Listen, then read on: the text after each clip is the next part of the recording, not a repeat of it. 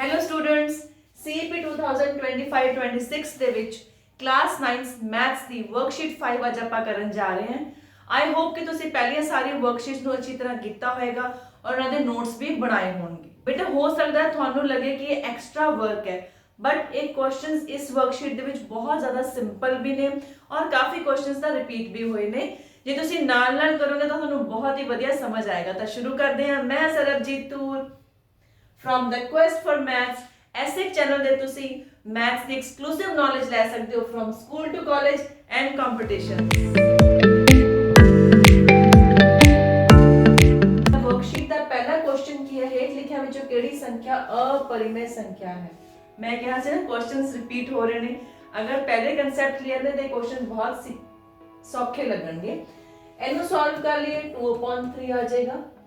ਇਹਨੂੰ ਸੋਲਵ ਕਰ ਲਈਏ 12 ਨੂੰ 3 ਨਾਲ ਡਿਵਾਈਡ ਕਰਾਂਗੇ ਤਾਂ √4 ਆ ਜਾਏਗਾ और ये 12 ਹੋ ਜਾਏਗਾ। 121 ਦਾ रूट सॉल्व हो के 11 ਹੋ ਜਾਏਗਾ। √30 ਦਾ ਜੇ ਆਪਾਂ ਸੋਲਵ ਕਰੀਏ ਤਾਂ ਬੇਟਾ 6 ਮਲਟੀਪਲਾਈਡ ਬਾਈ 5, ਠੀਕ ਹੈ। ਤੇ ਇਧਰੋਂ 2 3 ਤੇ 5 ਸਾਰੇ ਅੰਡਰ ਰੂਟ ਵਿੱਚ ਕਿਹੜੇ ਨੰਬਰਸ ਆ ਗਏ ਆਪਣੇ ਕੋਲ? ਪ੍ਰਾਈਮ ਨੰਬਰਸ ਆ ਗਏ, ਅਭਾਜ ਸੰਖਿਆਵਾਂ। ਤਾਂ ਇਹੀ ਆਪਣੇ ਕੋਲ ਇੱਕ ਅਪਰਿਮੇय ਸੰਖਿਆ ਹੋ ਗਈ। ਕਿਹੜਾ ਕਥਨ ਸਹੀ ਹੈ? ਦੋ ਅਪਰਿਮੇय ਸੰਖਿਆਵਾਂ ਦਾ ਜੋੜ ਹਮੇਸ਼ਾ ਅਪਰਿਮੇय ਹੁੰਦਾ ਹੈ। ਅਪਰਿਮੇय ਸੰਖਿਆ ਲੈ ਲਓ ਬੇਟਾ 3 और 5, ਇਹਨਾਂ ਦਾ ਜੋੜ ਕਰਾਂਗੇ ਤਾਂ ਇੱਕ ਅਪਰਿਮੇय ਸੰਖਿਆ ਹੀ ਆਏਗੀ।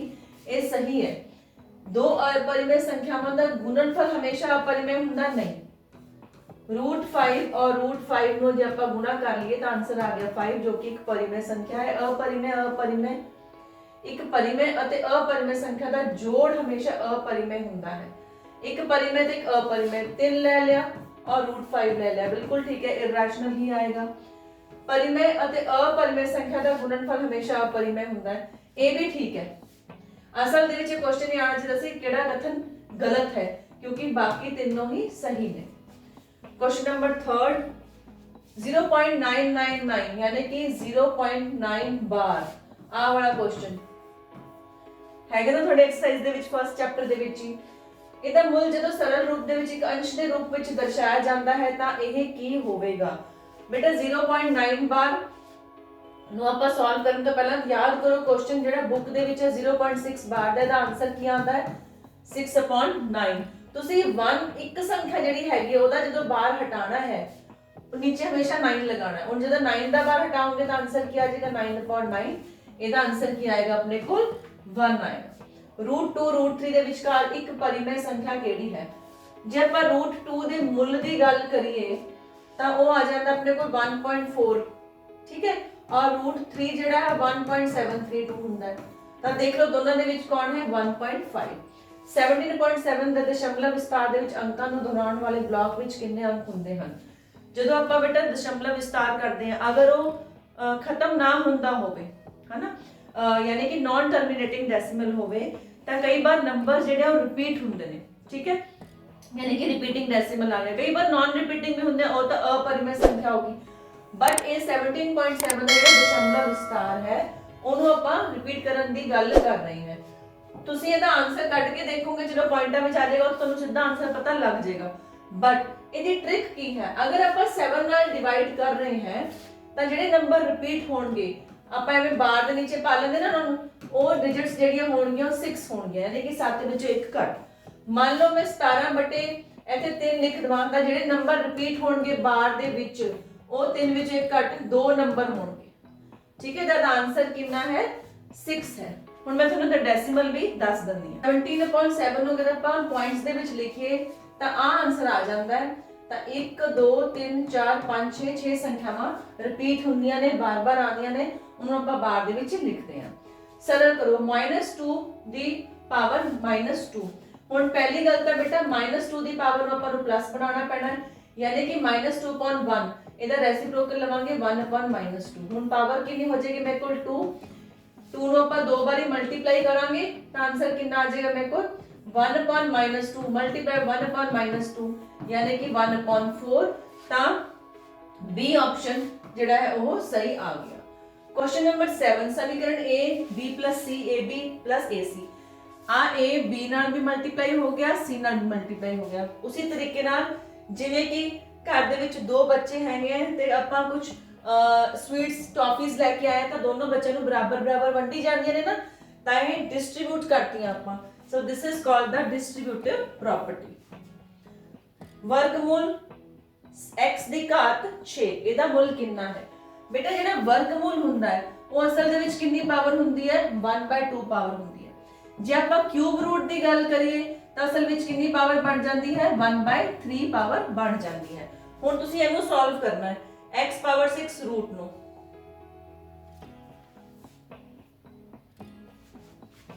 देखो x पावर 6 और अंडर दी रूट है ना, ਤਾਂ x ਦੀ ਪਾਵਰ 6 ਕਿੰਨੀ ਪਾਵਰ ਹੈ ਹੋਰ? 1/2। ਤਾਂ ਇੱਕੋ ਹੀ ਬੇਸ ਦੀਆਂ ਦੋ ਪਾਵਰਸ ਨੇ, ਇੱਥੇ ਕਿਹੜਾ ਰੂਲ ਲੱਗ ਜਾਏਗਾ ਕਿ ਦੋਨੋਂ ਪਾਵਰਸ ਕੀ ਹੋ ਜਾਣਗੀਆਂ? ਮਲਟੀਪਲਾਈ।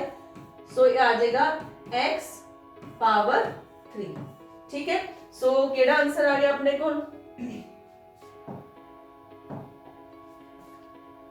आंसर आ गया C option is the right answer.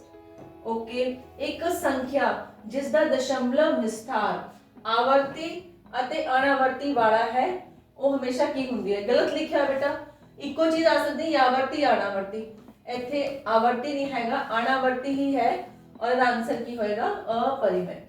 13/2 ਮਲਟੀਪਲਾਈਡ by 5 power 4 ਦਾ ਦਸ਼ਮਲਵ ਵਿਸਤਾਰ ਕਿੰਨੇ ਦਸ਼ਮਲਵ ਸਥਾਨਾਂ ਤੋਂ ਬਾਅਦ ਖਤਮ ਹੋ ਜਾਵੇਗਾ? तो तुसी सिंपली इहनू डिवाइड करके देख लो। 13/2 इंटू 5 करांगे और 5 पावर आ 3 आ गई, आ कितने बन गया? आ 10 बन गया। ठीक है, तो 1.3 तो पहले ही आ गया और 5 पावर 3 नाल हो यानी कि 125 दे नाल आपां इहनू होर डिवाइड करना है, तो ये आंसर आएगा 0.0104। तो दशमलव तो बाद 1 2 3 4 नंबर आए मेरे को। A option is the right option. Question number 11 वाले चलते हैं बेटा। 3√6 + 4√24 ਨੂੰ ਕਿਵੇਂ ਸੋਲਵ ਕਰਨਾ ਹੈ? ਬਹੁਤ ਹੀ ਈਜ਼ੀ ਹੈ। 3√6 ਲਿਖਿਆ ਰਹਿਣ ਦੋ, √6 ਸੋਲਵ ਨਹੀਂ ਹੋਣਾ। 4 ਇਧਰ ਨੂੰ ਸੋਲਵ ਕਰ ਲਓ, 24 ਨੂੰ 6 × 4 ਲਿਖ ਲਓ। ਠੀਕ ਹੈ, ਸੋ 3√6 ट्रिक की है अपने को, आ √6 रिपीट हो जाएगा, 4 ਦਾ रूट सॉल्व हो जाएगा, 4 × 2√6 ਤਾਂ 3√6 + 4 2 8 √6, 8 और 3 कितने हो जाएंगे? 11 √6 इज द आंसर, यानी कि A option is the answer. 0.666 वही सेम क्वेश्चन आ गया बेटा। 0.6 बार ਇਹਦਾ ਦਸ਼ਮਲਵ ਰੂਪ p ਇਸ ਨੂੰ p/q ਦੇ ਫਾਰਮ ਦੇ ਵਿੱਚ ਆਪਾਂ ਦਰਸਾਉਣਾ ਹੈ, ਤਾਂ ਆंसर ਆਏਗਾ 6/9 सॉल्व करके 3 2 6 और 3 3 9। D option is the right option. Next question चलते हैं ਆਪਾਂ। क्वेश्चन नंबर 13 ਰੱਟਾ ਲਗਾ ਲਓ बेटा इस चीज ਨੂੰ। ਇੰਨੀ ਬਾਰ ਤੁਸੀਂ ਇਹ 8th क्लास ਤੋਂ ਹੀ ਕਰਦੇ ਆ ਰਹੇ ਹੋ। a + b a - b, ਠੀਕ ਹੈ, ਦੋ ਨੰਬਰਸ ਨੇ ਸੇਮ ਬ੍ਰੈਕਟਸ ਦੇ ਵਿੱਚ ਨੇ, ਇੱਕ ਵਿੱਚ ਪਲੱਸ ਹੈ ਇੱਕ ਵਿੱਚ ਮਾਈਨਸ ਹੈ, ਤਾਂ ਫਾਰਮੂਲਾ a² - b² ਦਾ ਲੱਗੇਗਾ। 3 3 ਦਾ 9 ਹੋ ਗਿਆ, ਮਾਈਨਸ रूट ਨੂੰ ਸੋਲਵ ਕਰਾਂਗੇ ਤਾਂ 3 ਰਹਿ ਜਾਊਗਾ, ਆਨਸਰ ਆ ਜਾਏਗਾ 6। D option. 64 1/2 ਨੂੰ ਸੋਲਵ ਕਰਾਂਗੇ ਤਾਂ ਕਿੰਨਾ ਹੋਗਾ? 8। ਇਹ ਵੀ ਆਪਣੀ ਬੁੱਕ ਦੇ ਵਿੱਚ ਕੁਐਸਚਨ ਹੈ। ਇਹ ਕਹਿ ਰਿਹਾ ਇਹਨਾਂ ਵਿੱਚੋਂ ਕਿਹੜਾ ਸਹੀ ਹੈ? ਇਸ ਦਾ ਘਾਤ ਅੰਕ 2 ਹੈ? ਨਹੀਂ, ਇਸ ਦਾ ਘਾਤ ਅੰਕ ਤਾਂ 1/2 ਹੈ।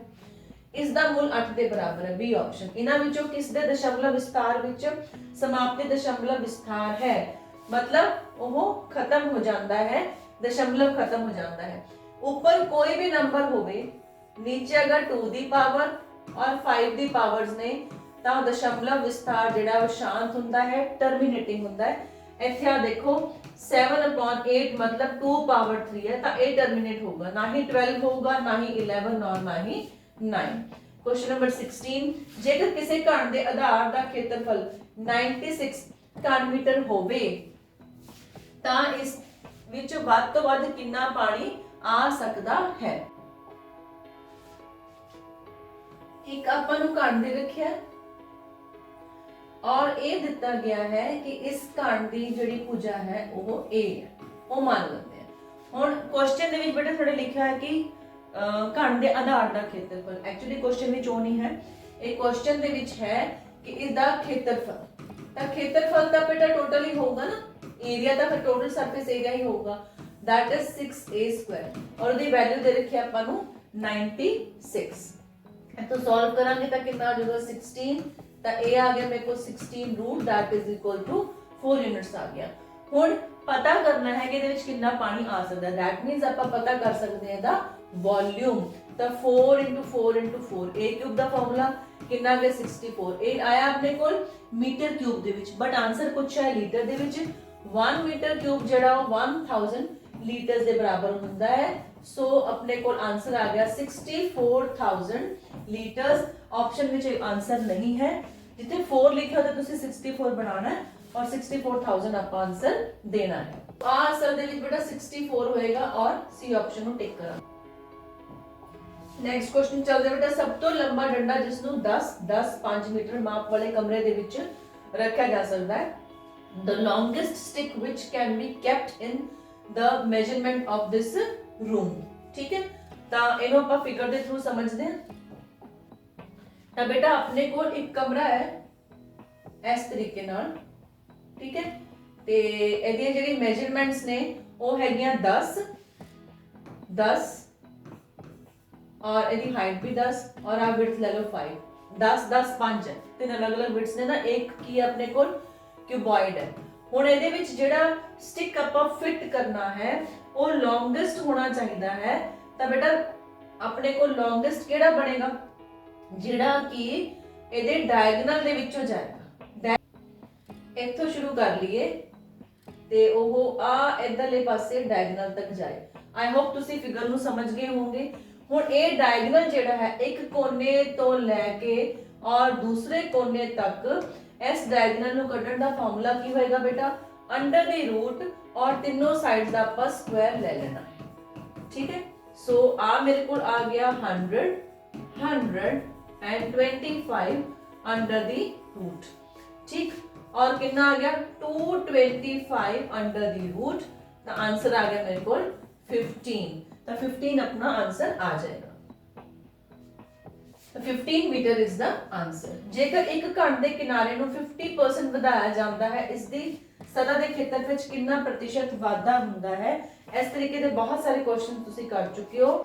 ਮੰਨ ਲੈਂਦੇ ਹਾਂ ਉਹਦੀ ਸਾਈਡ ਇੱਕ 2a ਹੈ और ਉਹਨੂੰ 50% ਇੰਕਰੀਜ਼ ਕਰੀ, ਯਾਨੀ ਕਿ 2a ਦੇ ਵਿੱਚ ਉਹਦਾ ਅੱਧਾ a ਹੋਰ ਜੋੜ ਦਈਏ ਤਾਂ ਹੁਣ ਸਾਈਡ ਕਿੰਨੀ ਹੋਗੀ 3a। और वो कह रहे हैं सतह ਦਾ ਖੇਤਰਫਲ, यानी कि ਉਹਦਾ ਸਰਫੇਸ ਏਰੀਆ ਦੇ ਵਿੱਚ ਕੀ ਇੰਕਰੀਜ਼ ਆਏਗਾ। ਅਗਰ 2a ਸਾਈਡ ਹੈ ਤਾਂ ਉਹਦੀ ਜਿਹੜੀ ਸਰਫੇਸ ਏਰੀਆ ਹੈ ਉਹ ਹੈ 6 2a ਸਕੁਆਇਰ, और अगर 3a साइड है तो सरफेस एरिया है 3a स्क्वायर। ठीक है, 6 और 6 का बेटा कैंसिल ही हो गए। इधरों आ गया 4a स्क्वायर और इधरों कितना आ गया 9a स्क्वायर। हुण ਇਹਦੇ ਆਪਾਂ परसेंटेज फाइंड आउट करनी है। a इंक्रीज कितना होया अपने को, इंक्रीज होया है 5a स्क्वायर। ठीक, या ले लो 5 इंक्रीज होया है, ਐਵੇਂ ਵੀ ਲੈ ਸਕਦੇ ਹੋ। ਤੇ ਪਹਿਲਾ ਕਿੰਨਾ ਸੀਗਾ ਆਪਣੇ ਕੋਲ, ਪਹਿਲਾ ਸੀਗਾ 5, ਪਹਿਲਾ ਬੇਟਾ ਸੀਗਾ 4। ठीक है, और 4 ਨੂੰ 100 ਨਾਲ ਕੈਨਸਲ ਕਰਾਂਗੇ ਤਾਂ ਕਿੰਨਾ ਆ ਗਿਆ 25। 5 ਮਲਟੀਪਲਾਈ ਬਾਈ 25 ਤਾਂ ਕਿੰਨਾ ਆ ਜਾਏਗਾ 125% ਜਿਹੜਾ ਉਹ ਇੰਕਰੀਜ਼ ਹੋਇਆ ਹੈ। ਤਾਂ ਡੀ ਆਪਸ਼ਨ 19। ਦੋ ਸਿੱਧੇ ਗੋਲਾਕਾਰ ਸਿਲੰਡਰਾਂ ਦੇ ਅਰਧ ਵਿਆਸ 2:3 ਹਨ ਉਸ ਦੇ ਅਨੁਪਾਤ ਵਿੱਚ, ਔਰ ਉਹਨਾਂ ਦੀ ਉਚਾਈ 5:3 ਦੇ ਅਨੁਪਾਤ ਵਿੱਚ ਹੈ। ਤਾਂ ਇਹਨਾਂ ਦੇ ਆਇਤਨ ਦਾ ਅਨੁਪਾਤ ਕੀ ਹੋਵੇਗਾ। ਇੱਕ ਸਿਲੰਡਰ ਬੇਟਾ ਹੈ, ਇਹਦੀ ਜਿਹੜੀ ਰੇਡੀਅਸ ਹੈ ਉਹ 2r ਕੰਸੀਡਰ ਕਰਾਂਗੇ, दूसरा ਵੱਧ रेडियस का है, और दूसरा ਜਿਹੜਾ सिलेंडर है ਉਹ ਥੋੜਾ ਜਿਹਾ ਚੌੜਾ ਹੈ ਲੇਕਿਨ ਇਹਦੀ ਉਚਾਈ ਦੇ ਵਿੱਚ ਘੱਟ ਹੈ।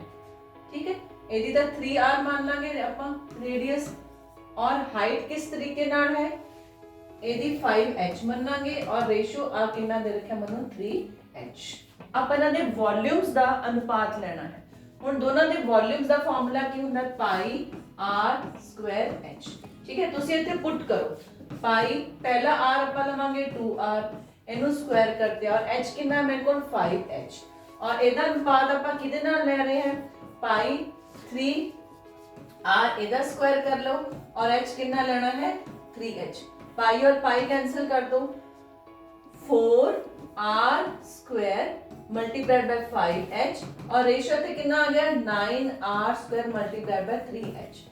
एच आर स्क्वायर कैंसिल, तो है 20 रेशो कितना आ गया 27। बेसिकली ਆਪਾਂ बेटा ਇਹਦਾ ਸਕੁਆਇਰ ਕੀਤਾ जो कि रेडियस ਸੀਗਾ और हाइट ਨੂੰ ਉਹਦੇ ਨਾਲ ਮਲਟੀਪਲਾਈ करते हैं। 4 5 ਦਾ ਕਿੰਨਾ ਆ ਗਿਆ ਮੇਰੇ ਕੋਲ 20, ਇਹਦਾ ਸਕੁਆਇਰ ਕੀਤਾ ਕਿੰਨਾ ਆ ਗਿਆ 9, 9 ਨੂੰ ਮਲਟੀਪਲਾਈ 3 ਨਾਲ ਕੀਤਾ ਕਿੰਨਾ ਆ ਗਿਆ 27। ਤੁਸੀਂ ਇੱਥੋਂ ਵੀ ਸ਼ਾਰਟਕਟ ਦੇ ਨਾਲ ਆਨਸਰ ਪਤਾ ਕਰ ਸਕਦੇ ਹੋ। बेटा अगर थानू वीडियो अच्छा लग रहा है, समझाने का तरीका बढ़िया लग रहा है तो जरूर इस वीडियो को लाइक करो और अपने फ्रेंड्स के नाल जरूर शेयर करो। तुसी अगर तक सब्सक्राइब नहीं किया तो हुणे सब्सक्रिप्शन का बटन दबो, फिर अगे आपां क्वेश्चंस करांगे। B option is the right option. अगली बार चलदे एक अर्ध गोले दा कुल सतह दा क्षेत्रफल जिसदा अर्ध व्यास 2r है। अपने कोल एक गोला है, ठीक है, ओदा तुसी क्षेत्रफल दी गल करदे हो कितना आंदा है 4 पाई r स्क्वायर, लेकिन अर्ध गोला है यानी कि अपने को एक हेमिस्फीयर है। हेमिस्फीयर का आ पाई आर स्क्वायर और नीचे 2 pi r square, so it is 3 pi r square अगर रेडियस कितनी है r, बट हुन रेडियस कितनी की है 2r, तो 3 पाई r ਇੱਥੇ भी 2 और ਇੱਥੇ भी 2 आ गया, सो 3 4 ਦਾ कितना आ गया 12 पाई r square. D option is the right option. जेकर एक सीधे गोलाकार शंकु ਦਾ अर्ध व्यास a है ਅਤੇ ਉਚਾਈ b ਹੈ, ਇਸ ਦੀ ਤਿਰਛੀ ਉਚਾਈ ਕਿੰਨੀ ਹੋਵੇਗੀ? ਤਾਂ ਸ਼ੰਕੂ ਬੇਟਾ ਇਸ ਸ਼ੇਪ ਦੇ ਵਿੱਚ ਹੁੰਦਾ ਹੈ, ਨੀਚੇ ਉਹਦੇ ਸਰਕਲ ਹੁੰਦਾ ਹੈ, ਦਿਸ ਇਜ਼ ਤਿਰਛੀ ਉਚਾਈ l, ਸਲਾਂਟ ਹਾਈਟ a h ਹੁੰਦਾ ਹੈ, r ਹੁੰਦਾ ਹੈ, ਔਰ ਦਾ ਫਾਰਮੂਲਾ ਕੀ ਹੁੰਦਾ ਹੈ l square is equals to h square plus r square। ਪਰ ਇੱਥੇ ਕੀ ਦੇ ਰੱਖਿਆ a और b, ਤਾਂ a square plus b square under the root। c option is the right option। Question number 22, दो बराबर आधार दे बराबर अर्ध व्यास दे एक सिलेंडर आयतन दे शंकु, सिलेंडर दे आयतन ਅਤੇ ਸ਼ੰਕੂ ਦੇ ਆਇਤਨ ਦੇ ਵਿਚਕਾਰ ਕੀ ਸੰਬੰਧ ਹੋਵੇਗਾ? ਕਿੰਨੀ ਬਾਰ ਇਹ ਕੁਐਸਚਨ ਕਰ ਚੁੱਕੇ ਹੋ। ਸਿलेंडर ਤੁਸੀਂ ਇਹਨੂੰ ਐਵੇਂ ਹੀ ਵਰਡ ਲਿਖੋ, cylinder upon 3 is equal to कोण। सिलेंडर ਉਹਦਾ 1/3 कर दो, सिलेंडर की शेप बना के चाहे याद रख लो, फिगर ड्रॉ करो अपने दिमाग में और वो कोण के बराबर हो जाता है। तो इत्थे ऑप्शन है शंकु के आयतन को 3 बारी गुणा करो तो सिलेंडर का आयतन आ जाएगा, तो 3 नाल मल्टीप्लाई कर दो। एक गोलाकार गुब्बारे का व्यास 14 तो 28 हो गया, यानी कि डबल हो गया है, क्योंकि इस विच हवा पंप की गई है, तो उसके सतह के क्षेत्रफल का अनुपात की होगा? जिहड़ी दो अलग अलग बनी उन्हां दे क्षेत्रफल का अनुपात, तो बेटा ये 1:4 ही आना है। देखो 4 पाई r स्क्वायर और 4 पाई r स्क्वायर, r की कीमत कितनी है मेरे को? इथे व्यास दे रखा ना, तो ये 14/2 इथे आ गया 7 into 7 आप तक कटे गया ना, और रेशो 28 का अद्धा कर दो 14 मल्टीप्लाइड बाय 14, 7 1 जा 7 2 जा 7 1 जा 7 2 जा, तब कितना आ गया answer 1:4 is the answer. D option is the right option. दो गोलियां दे अर्ध व्यास 2:3 ਦੇ ਅਨੁਪਾਤ ਵਿੱਚ ਹਨ, ਇਹਨਾਂ ਦੇ ਆਇਤਨਾਂ ਦਾ ਅਨੁਪਾਤ ਕੀ ਹੋਵੇਗਾ?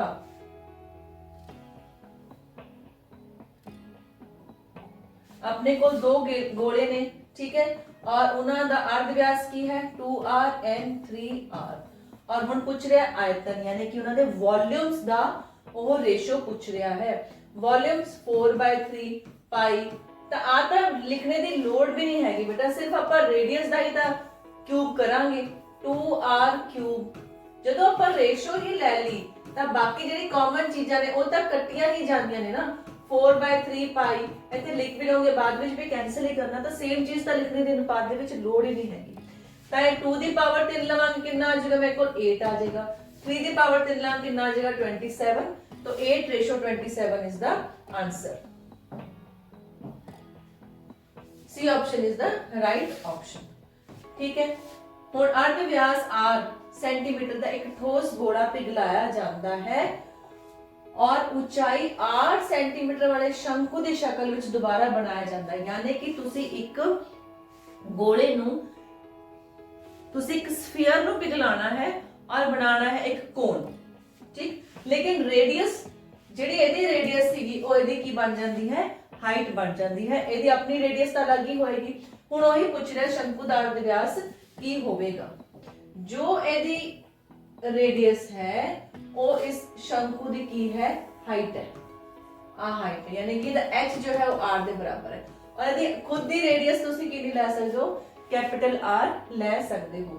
ਹੁਣ ਅਗਰ ਇਹਨਾਂ ਦੋਨਾਂ ਨੂੰ ਤੁਸੀਂ ਪਿਘਲਾਇਆ ਹੈ, ਇਹਨੂੰ ਗੋਲੇ ਨੂੰ ਪਿਘਲਾਇਆ ਹੈ ਔਰ ਇੱਕ ਸ਼ੰਕੂ ਬਣਾਇਆ, ਤਾਂ ਦੋਨਾਂ ਦਾ ਕੀ ਬਰਾਬਰ ਹੋਏਗਾ, ਵੋਲਿਊਮ ਬਰਾਬਰ ਹੋਏਗਾ ਬੇਟੇ, ਵੋਲਿਊਮ ਬਰਾਬਰ ਹੋਏਗਾ। ਸੋ 4/3 ਪਾਈ r ਕਿਊਬ, ਠੀਕ ਹੈ, ਕਿਹਦੇ ਬਰਾਬਰ ਹੋ ਜਾਏਗਾ, ਇਹਦਾ ਵੋਲਿਊਮ ਕਿੰਨਾ, ਹੁਣੇ ਆਪਾਂ ਕੀਤਾ ਸੀ ਨਾ 1/3 ਪਾਈ r ਸਕੁਆਇਰ। ਹੁਣ h ਦੀ ਥਾਂ ਤੇ ਕੀ ਲਵਾਂਗੇ, ਸਮਾਲ r ਲੈ ਲਾਂਗੇ। 3 और 3 कैंसिल कर लो, पाई और पाई कैंसिल कर लो, एक r ਇਹਦੇ ਨਾਲ कैंसिल हो जाएगा। सो ਇੱਥੇ ਕਿੰਨਾ ਆ ਗਿਆ ਮੇਰੇ ਕੋਲ r ਸਕੁਆਇਰ ਨਾਲ 4, ਯਾਨੀ ਕਿ 4r Square is capital R। ਹੁਣ ਇਹਦਾ ਸਕੁਆਇਰ ਹੈ, ਇਸ ਸਕੁਆਇਰ ਨੂੰ ਆਪਾਂ ਹਟਾ ਦੇਣਾ ਤੇ ਇੱਥੇ ਲੈ ਲਓ ਸਕੁਆਇਰ ਰੂਟ। ਸੋ ਕਿਹਦੇ ਬਰਾਬਰ ਆ ਜਾਏਗਾ ਇਹ, 2r। ਦੇਖਦੇ ਹਾਂ ਕਿਹੜਾ ਆਨਸਰ ਹੈ ਆਪਣਾ।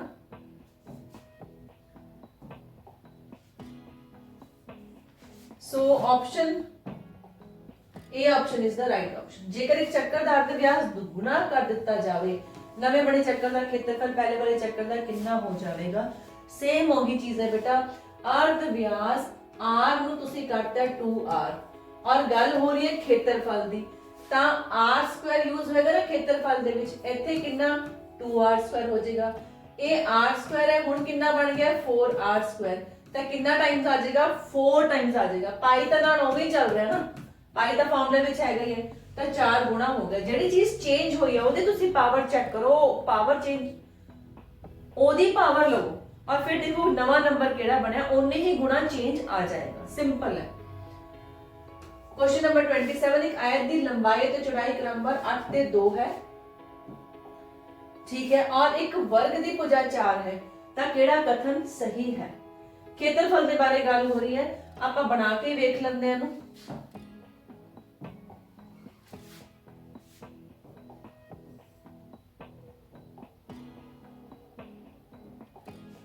एक आयत है, ठीक है, और एक हैगा है स्क्वायर, एक वर्ग है, आ वर्ग बना लिया। ठीक, एरिया की गल करिए बेटा, एदा एरिया कितना आ जाएगा, 8 2 16 सेंटीमीटर स्क्वायर। वर्ग दा एरिया भी कितना आ जाएगा, 16 centimetre square. So both the areas are same, दोवां दा खेत्रफल बराबर है। बहुत ही सिंपल सीगा, मैं ਤੁਹਾਨੂੰ फिगर बना के दस्या, बट गल ਤਾਂ ਹੋਈ ਸੀਗੀ 8 2 16 4 4 16। C option is the right option. जेकर दो आकृतियां सरबंग सम ਹਨ, यानी कि टू फिगर्स आर कॉन्ग्रुएंट, ਤਾਂ ਉਹਨਾਂ ਦਾ ਕੀ ਸੇਮ ਹੋਏਗਾ, ਉਹਨਾਂ ਦੇ ਆਕਾਰ ਵੱਖ-ਵੱਖ ਹੋਣਗੇ, ਨਹੀਂ, ਉਹਨਾਂ ਦਾ ਇੱਕੋ ਘੇਰਾ ਹੋਏਗਾ, ਉਹਨਾਂ ਦਾ ਇੱਕੋ ਜਿਹਾ ਖੇਤਰਫਲ ਹੋਏਗਾ, ਉੱਪਰ ਦਿੱਤਾ ਵਿੱਚੋਂ ਕੋਈ ਨਹੀਂ। ਆ ਚੀਜ਼ ਬਿਲਕੁਲ ਠੀਕ ਹੈ ਬੇਟਾ, ਉਹਨਾਂ ਦਾ ਖੇਤਰਫਲ ਸੇਮ ਹੋਏਗਾ। ਦੋ ਸਮਰੂਪ ਤਿਕੋਣਾਂ ਦੀਆਂ ਭੁਜਾਵਾਂ ਹਮੇਸ਼ਾ ਕੀ ਹੁੰਦੀਆਂ ਨੇ, ਟ੍ਰਾਇੰਗਲ ਸਿਮਿਲਰ ਨੇ, ਤਾਂ ਦੋਨੋਂ ਟ੍ਰਾਇੰਗਲਸ ਦੀਆਂ ਸਾਈਡਸ ਭੁਜਾਵਾਂ ਸੇਮ ਅਨੁਪਾਤ ਵਿੱਚ ਹੋਣਗੀਆਂ, ਸੇਮ ਰੇਸ਼ੋ ਵਿੱਚ ਹੋਣਗੀਆਂ। If triangle DEF is congruent to triangle QPR, ਇਹਨਾਂ ਵਿੱਚੋਂ ਕਿਹੜਾ ਕਥਨ ਸਹੀ ਹੈ, which of them is the true। ठीक, ट्रायंगल थोड़ा बड़ा बड़ा करके लिख देते हैं, DEF है और ट्रायंगल QPR है, ठीक है। तो अगर कॉन्ग्रुएंसी है सो इट विल बी दोनों साइड सेम होंगियां। EF किदे बराबर होगी, PR दे। DE भुजा किदे बराबर हो जाएगी बेटा, QP भुजा दे। EF भुजा किदे बराबर हो जाएगी, EF हो जाएगी PR दे, ठीक है, और DF will be equal to QR। ਹੁਣ ਚੈੱਕ ਕਰੋ DF QR ਦੇ ਬਰਾਬਰ, ਆ ਆਪਸ਼ਨ ਆਪਾਂ ਨੂੰ ਦੇ ਰੱਖਿਆ ਹੈ। ਕੋਣ ਕਿਵੇਂ ਬਰਾਬਰ ਹੋਣੇ ਸੀਗੇ, DQ ਦੇ, ਤਾਂ ਇਹ ਗਲਤ ਹੋ ਗਿਆ, EP ਦੇ, ਆ ਵੀ ਗਲਤ ਹੋ ਗਿਆ, ਤੇ ਆਪਸ਼ਨ ਵੀ ਗਲਤ ਹੋ ਗਏ, ਆ ਵਾਲੀ ਭੁਜਾ ਵੀ ਗਲਤ ਹੈ। Question number 31, if two triangles ABC and PQR they are similar, PQ is 4 centimeter, AB is 8 centimeters, then ਹੁਣ ਦੋ ਟ੍ਰਾਇੰਗਲ ਸਿਮਿਲਰ ਦੇ ਰੱਖੇ ਨੇ, ਤੇ ਹੁਣੇ ਆਪਾਂ ਉੱਪਰ ਕੀਤਾ ਹੈ ਕਿ ਹੁਣ ਇਹਨਾਂ ਦੀਆਂ ਸਾਈਡਸ ਇਕੁਅਲ ਨਹੀਂ ਹੋਣਗੀਆਂ, ਰੇਸ਼ੋ ਸੇਮ ਹੋਵੇਗੀ। So let's write the ratios. So AB ਦੀ ਰੇਸ਼ੋ ਤੁਸੀਂ ਕਿਹਦੇ ਨਾਲ ਲਾਓਗੇ ਬੇਟਾ, PQ ਦੇ ਬਰਾਬਰ, ਓਕੇ। और नेक्स्ट BC ਦੀ ਰੇਸ਼ੋ QR ਦੇ ਬਰਾਬਰ, BC ਦੀ ਰੇਸ਼ੋ QR ਦੇ ਬਰਾਬਰ। And next AC the ratio PR दे बराबर, AC PR दे बराबर। ठीक है, दे के रखा इथे मैंने PQ दे रखा है 4, ओके, और AB दे रखा है 8। ठीक है, सो ये आ गया मेरे को 2/1। सी ऑप्शन पर नजर मारो बेटा, BC/QR 1/2 दे रखा है, नो, ये 2/1 आना चाहिए सी। AC/PR, AC/PR ये 2/1 दे रखा है, बिल्कुल ठीक है, D option is the right option. तो फटाफट तुसी किते ਇਹਦੇ पर टिक ना लगा ਦਿਓ, डी ऑप्शन राइट ऑप्शन है। दो त्रिकोणां ਦੇ ਅਨੁਸਾਰ ਹੀ ਕੋਣ ਬਰਾਬਰ ਹੁੰਦੇ ਹਨ, ਤੁਸੀਂ ਕੀ ਸਿੱਟਾ ਕਰ ਸਕਦੇ ਹੋ? If the angles of two triangles are same, then what can you say about the two triangles? ਕੀ ਹੋਣਗੇ ਬੇਟਾ? ਸਮਰੂਪ ਹੋਣਗੀਆਂ, angle similarity ਦੇ ਨਾਲ both triangles will be similar। ਜੇਕਰ triangle ABC congruent है triangle PQR ਦੇ, AB 5 है, AC 7 है, QR 8 है, then PQR ਦਾ ਘੇਰਾ ਕੀ ਹੈ? What is the perimeter of the triangle PQR? ਹੁਣ PQR ਦਾ ਅਗਰ ਪੈਰੀਮੀਟਰ ਪਤਾ ਕਰਨਾ ਚਾਹੁੰਦੇ ਹੋ ਤਾਂ PQ plus QR plus PR ਤਿੰਨੋਂ ਸਾਈਡਸ ਆਪਾਂ ਨੂੰ ਪਤਾ ਹੋਣੀਆਂ ਚਾਹੀਦੀਆਂ ਨੇ। ਠੀਕ ਹੈ, ਦੇਖ ਲੈਂਦੇ ਆ। ਹੁਣ PQ ਕਿਹਦੇ ਬਰਾਬਰ ਹੈ ਬੇਟਾ? AB ਦੇ ਬਰਾਬਰ ਹੈ, ਉਹ ਆਪ ਸਾਨੂੰ ਦੇ ਰੱਖੀ ਹੈ 5 ਸੈਂਟੀਮੀਟਰ, ਪੁੱਟ ਕਰ ਲੈਂਦੇ ਆ। QR ਸਾਨੂੰ ਦੇ ਰੱਖੀ ਹੈ 8 ਸੈਂਟੀਮੀਟਰ ਗਿਵਨ ਹੀ ਸੀਗੀ। PR जो है वो AC ਦੇ ਬਰਾਬਰ ਹੈ, ਆ ਰਹੀ AC, ਉਹ ਦੇ ਰੱਖੇ ਸਾਨੂੰ 7, ओके, 7 12 and 8 कितना आ गया मेरे को 20 centimetre. 3 option is the right option. 35 ਇਹਨਾਂ ਵਿੱਚੋਂ ਕਿਹੜਾ ਕਥਨ ਸੱਚ ਹੈ? ਜੇਕਰ ਦੋ ਤਿਕੋਣਾਂ ਦੇ ਤਿੰਨੇ ਸੰਗਤ ਕੋਣ ਬਰਾਬਰ ਹੋਣ, ਹਮੇਸ਼ਾ ਸਰਬੰਗ ਸਮ ਹੀ ਹੁੰਦੀਆਂ ਨੇ। ਨਹੀਂ ਬੇਟਾ, ਐਂਗਲ ਜਦੋਂ ਪ੍ਰੋਪਰਟੀ ਲੱਗਦੀ ਨਾ ਤਾਂ ਸਰਬੰਗ ਸਮ ਤਾਂ ਨਹੀਂ, ਉੱਥੇ ਸਿਮਿਲੈਰਿਟੀ ਯੂਜ਼ ਹੁੰਦੀ ਹੈ। ਠੀਕ ਹੈ, ਇਹ ਇਹਦੇ ਨਾਲ ਹੁਣੇ ਆਪਾਂ ਉੱਪਰ ਕੀਤਾ ਸੀ ਨਾ। ਜੇਕਰ ਦੋ ਤਿਕੋਣਾ ਸਮਰੂਪ ਹਨ ਤਾਂ ਹਮੇਸ਼ਾ ਸਰਬੰਗ ਸਮ ਵੀ ਹੁੰਦੀਆਂ ਨੇ, ਨੋ। ਜੇਕਰ ਦੋ ਤਿਕੋਣਾ ਸਰਬੰਗ ਸਮ, ਅਗਰ ਦੋ ਤਿਕੋਣਾ ਕੌਂਗਰੂਐਂਟ ਨੇ ਤਾਂ ਉਹ ਸਿਮਿਲਰ ਵੀ ਹੋਣਗੀਆਂ। ਕੌਂਗਰੂਐਂਸੀ ਨਾਲ ਬੇਟਾ ਸਾਈਡਸ ਹੀ ਸੇਮ ਹੋ ਗਈਆਂ ਦੋਨਾਂ ਦੇ ਐਂਗਲ ਹੀ ਸੇਮ ਹੋ ਗਏ ਤਾਂ ਐਂਗਲ ਪ੍ਰੋਪਰਟੀ ਵੀ ਲੱਗ ਗਈ, ਸਾਈਡ ਦੀ ਰੇਸ਼ੋ ਵੀ ਸੇਮ ਆ ਜਾਏਗੀ। ਸੋ ਆ ਥਰਡ ਆਪਸ਼ਨ ਜੋ ਹੈ ਉਹ ਰਾਈਟ ਹੈ। ਦਿੱਤੇ ਚਿੱਤਰ ਦੇ ਵਿੱਚ ਜੇਕਰ ਟ੍ਰਾਇੰਗਲ ABE ਆ ਵਾਲੀ triangle, this is congruent to ACD, ਇਹਦੇ congruent ਹੈਗੀ ਹੈ ਤਾਂ ADE ਕਿਹਦੇ ਸਮਰੂਪ ਹੋਗੀ? ਯਾਦ ਹੀ ਰੱਖੋ, ਛੋਟੀ ਟ੍ਰਾਇੰਗਲ ਜਿਹੜੀ ਹਮੇਸ਼ਾ ਵੱਡੀ ਟ੍ਰਾਇੰਗਲ ਦੇ ਸਮਰੂਪ ਹੁੰਦੀ ਹੈ, ਟ੍ਰਾਇੰਗਲ ABC। ਠੀਕ ਹੈ, ਨੈਕਸਟ ਕੁਐਸਚਨ ਚੱਲਦਾ ਹੈ, ਕੁਐਸਚਨ ਨੰਬਰ 37। ਜੇਕਰ ਟ੍ਰਾਇੰਗਲ ABC congruent ਹੈ DEF ਦੇ ਔਰ एंगल्स ਆਪਾਂ ਨੂੰ ਗਿਵਨ ਨੇ, angle A 40 B 70 the E ਦਾ ਮਾਪ ਕੀ ਹੋਵੇਗਾ? ਧਿਆਨ ਨਾਲ ਦੇਖੋ ਬੇਟਾ, ਤੁਸੀਂ ਇਹਨੂੰ ਕੋਰਸਪੋਂਡ ਕਰਨਾ ਹੈ। A ਜਿਹੜਾ ਹੈ ਉਹ D ਦੇ ਬਰਾਬਰ ਹੋਏਗਾ, B E ਦੇ ਬਰਾਬਰ ਹੋਏਗਾ। ਤਾਂ E ਪੁੱਛਿਆ ਨਾ, B ਦੇ ਰੱਖਿਆ 70 ਤਾਂ B option is the right option. Triangle ABC PQR again congruency है, AC BC AB दे रखे ਤਾਂ PR ਦਾ ਮੁੱਲ ਕੀ ਹੋਏਗਾ? फिर अगेन तुसी मैपिंग करो, PR किदे बराबर होएगा? AC दे बराबर होएगा। AC कितना है? AC है 3 सेंटीमीटर, ता A option is the right option. मैं देखा, मैं ਤੁਹਾਨੂੰ ਕਿਹਾ ਸੀ ਨਾ ਇਹ ਵਾਲੀ ਵਰਕਸ਼ੀਟ ਬਹੁਤ ਸਿੰਪਲ ਹੈ, छोटे छोटे क्वेश्चंस ਨੇ बट कांसेप्ट क्लियर बहुत ही अच्छे तरीके ਨਾਲ ਹੋ ਜਾਂਦੇ ਨੇ। Next question number 39। दो चक्कर सर्वंग सम ਹੁੰਦੇ ਹਨ। two triangles, two circles, they are congruent if व्यास बराबर हो, यस ठीक है, अर्ध व्यास बराबर हो, ਇੱਕੋ ਹੀ ਗੱਲ ਹੈ, ਇਹ ਵੀ ਠੀਕ ਹੈ। ਜੇ ਉਹਨਾਂ ਦੇ ਘੇਰੇ ਬਰਾਬਰ ਹੋਣ, ਬਿਲਕੁਲ ਠੀਕ ਹੈ, ਉਹ 2 ਪਾਈ r ਹੁੰਦਾ ਹੈ। ਤਾਂ ਰੇਡੀਅਸ ਤੋਂ ਰਿਲੇਟਡ ਜਿਹੜੀ ਵੀ ਚੀਜ਼ ਹੈ ਬਰਾਬਰ ਹੋ ਜਾਏਗੀ। ਸੋ ਆਨਸਰ ਇਜ਼ ਡੀ, ਉਪਰੋਕਤ ਸਾਰੇ। ABC PQR ਸਰਬੰਗ ਸਮਤਾ ਦੇ ਕਿਸ ਨਿਯਮ ਅਨੁਸਾਰ ਸਰਬੰਗ ਸਮਨ? ਜਦੋਂ ਵੀ ਤੁਹਾਨੂੰ ਬੇਟਾ 90 डिग्री ਦੇ ਟ੍ਰਾਇੰਗਲਸ ਦਿਖ ਜਾਣ, ਆ ਵੀ 90 डिग्री ਦਾ ਟ੍ਰਾਇੰਗਲ ਹੈ, ਓਕੇ, ਇੱਥੇ 90 डिग्री भी सेम हो गया, यानी कि राइट हैंड एंगल सेम है। BC ਦੀ ਜੇਕਰ ਆਪਾਂ ਵੈਲਿਊ ਕੱਢੀਏ ਔਰ ED ਦੀ ਵੈਲਿਊ ਕੱਢੀ, ਉਹ ਵੀ ਦੋਨਾਂ ਦੀ ਸੇਮ ਆਊਗੀ ਕਿਉਂਕਿ 7 सेंटीमीटर 5 सेंटीमीटर ਇੱਥੇ ਵੀ 7 ਇੱਥੇ ਵੀ 5 ਹੈ, तो ਹਾਈਪੋਟਨਸ ਵੀ ਸੇਮ ਹੈ ਔਰ ਇੱਕ ਗਿਵਨ ਸਾਈਡ, ਦੋਨਾਂ ਵਿੱਚੋਂ ਇੱਕ ਜਿਹੜੀ ਸਾਈਡ ਹੈ ਆਧਾਰ ਆਰਾਮ ਦੇ ਵਿੱਚ ਉਹ ਵੀ ਸੇਮ ਹੈ, तो RHS ਵੀ ਆਪਾਂ ਨੂੰ ਸਰਬੰਗ ਸਮਤਾ ਇੱਥੇ ਲੱਗ ਰਹੀ ਹੈ। बट इस जगह ਤੇ ਬੇਟਾ 7 5 7 5 और 90 90 डिग्री तो SAS भी लग जाएगी। ਇਹ ਵੀ ਲੱਗ ਜਾਏਗਾ ਇੱਥੇ ਸਰਬੰਗ ਸੰਤਾ। ਸੋ ਇਹ ਤੁਹਾਡੀ ਬੇਟਾ ਵਰਕਸ਼ੀਟ 5th ਸੀਗੀ, ਮੈਂ ਵੀ ਫਟਾਫਟ ਕੰਪਲੀਟ ਕੀਤਾ ਹੈ। ਫਿਰ ਵੀ ਤੁਹਾਨੂੰ ਕਿਤੇ ਵੀ ਕਿਸੇ ਕੁਐਸਚਨ 'ਚ ਪ੍ਰੋਬਲਮ ਆਉਂਦੀ ਤੁਸੀਂ ਮੇਰੇ ਨਾਲ ਕੁਐਸਚਨ ਨੰਬਰ ਵੀ ਸ਼ੇਅਰ ਕਰ ਸਕਦੇ ਹੋ, ਕਮੈਂਟਸ ਦੇ ਵਿੱਚ ਮੇਰੇ ਨਾਲ ਇੰਟਰੈਕਟ ਜ਼ਰੂਰ ਕਰ ਸਕਦੇ ਹੋ। ਮਿਲਦੇ ਹਾਂ ਨੈਕਸਟ ਵੀਡੀਓ ਦੇ ਵਿੱਚ।